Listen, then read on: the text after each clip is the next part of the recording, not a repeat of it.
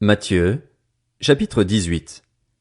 À ce moment-là, les disciples s'approchèrent de Jésus et dirent, « Qui donc est le plus grand dans le royaume des cieux ?»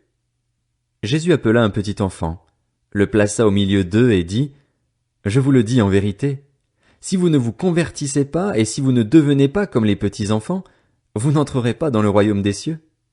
C'est pourquoi, celui qui se rendra humble comme ce petit enfant sera le plus grand dans le royaume des cieux. Et celui qui accueille en mon nom un petit enfant comme celui-ci m'accueille moi-même. Mais si quelqu'un fait trébucher un seul de ces petits qui croient en moi, il vaudrait mieux pour lui qu'on suspende à son cou une meule de moulin et qu'on le jette au fond de la mer. Malheur au monde à cause des pièges. Les pièges sont inévitables, mais malheur à l'homme qui en est responsable. Si ta main ou ton pied te pousse à mal agir, coupe-les et jette-les loin de toi. Mieux vaut pour toi entrer dans la vie boiteux ou manchot que d'avoir 2 pieds ou 2 mains et d'être jeté dans le feu éternel. Et si ton œil te pousse à mal agir, arrache-le et jette-le loin de toi. Mieux vaut pour toi entrer dans la vie avec un seul œil que d'avoir 2 yeux et d'être jeté dans l'enfer de feu. Faites bien attention de ne pas mépriser un seul de ces petits, car je vous dis que leurs anges dans le ciel sont continuellement en présence de mon Père céleste. En effet, le Fils de l'homme est venu sauver ceux qui étaient perdus. Qu'en pensez-vous? Si un homme a 100 brebis et que l'une d'elles se perde, ne laisse-t-il pas les 99 autres sur les montagnes pour aller chercher celle qui s'est perdue? Et s'il la trouve, je vous le dis en vérité, il en a plus de joie que des 99 qui ne sont pas perdus. De même, ce n'est pas la volonté de votre Père céleste qu'il se perde un seul de ses petits.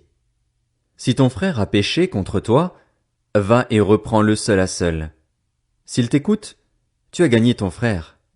Mais s'il ne t'écoute pas, prends avec toi 1 ou 2 personnes, afin que toute l'affaire se règle sur la déclaration de 2 ou de 3 témoins.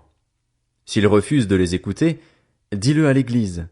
Et s'il refuse aussi d'écouter l'Église, qu'il soit à tes yeux comme le membre d'un autre peuple et le collecteur d'impôts.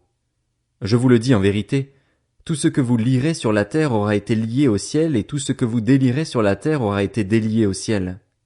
Je vous dis encore que si 2 d'entre vous s'accordent sur la terre pour demander quoi que ce soit, cela leur sera accordé par mon Père céleste. En effet, là où 2 ou 3 sont rassemblés en mon nom, je suis au milieu d'eux. Alors Pierre s'approcha de Jésus et lui dit, « Seigneur, combien de fois pardonnerai-je à mon frère lorsqu'il péchera contre moi? Est-ce que ce sera jusqu'à 7 fois? » Jésus lui dit, « Je ne te dis pas jusqu'à 7 fois, mais jusqu'à 70 fois 7 fois. C'est pourquoi le royaume des cieux ressemble à un roi qui voulut régler ses comptes avec ses serviteurs. Quand il se mit à l'œuvre, on lui en amena un qui devait 10 000 sacs d'argent. Comme il n'avait pas de quoi payer, son maître ordonna de le vendre, lui, sa femme, ses enfants et tout ce qu'il avait, afin d'être remboursé de cette dette.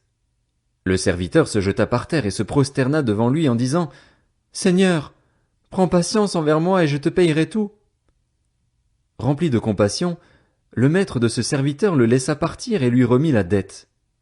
Une fois sorti, ce serviteur rencontra un de ses compagnons qui lui devait 100 pièces d'argent. Il l'attrapa à la gorge et se mit à l'étrangler en disant, « Paye ce que tu me dois. » Son compagnon tomba à ses pieds en le suppliant. « Prends patience envers moi et je te payerai. » Mais l'autre ne voulut pas et alla le faire jeter en prison jusqu'à ce qu'il ait payé ce qu'il devait. À la vue de ce qui était arrivé, ses compagnons furent profondément attristés, et ils allèrent raconter à leur maître tout ce qui s'était passé. Alors le maître fit appeler ce serviteur et lui dit, « Méchant serviteur, je t'avais remis en entier ta dette parce que tu m'en avais supplié. Ne devais-tu pas, toi aussi, avoir pitié de ton compagnon comme j'ai eu pitié de toi? » Et son maître, irrité, le livra au bourreau jusqu'à ce qu'il ait payé tout ce qu'il devait. C'est ainsi que mon Père céleste vous traitera, si chacun de vous ne pardonne pas à son frère de tout son cœur.